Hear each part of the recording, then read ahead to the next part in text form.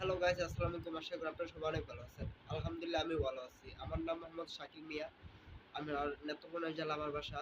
তো প্রধানমন্ত্রী পদত্যাগ করার পূর্বে অনেকেরই প্রশ্ন জাগছে নতুন প্রধানমন্ত্রী হিসেবে কাকে দেওয়া যায়। আমি এটি নিয়ে যেটা ভাবলাম,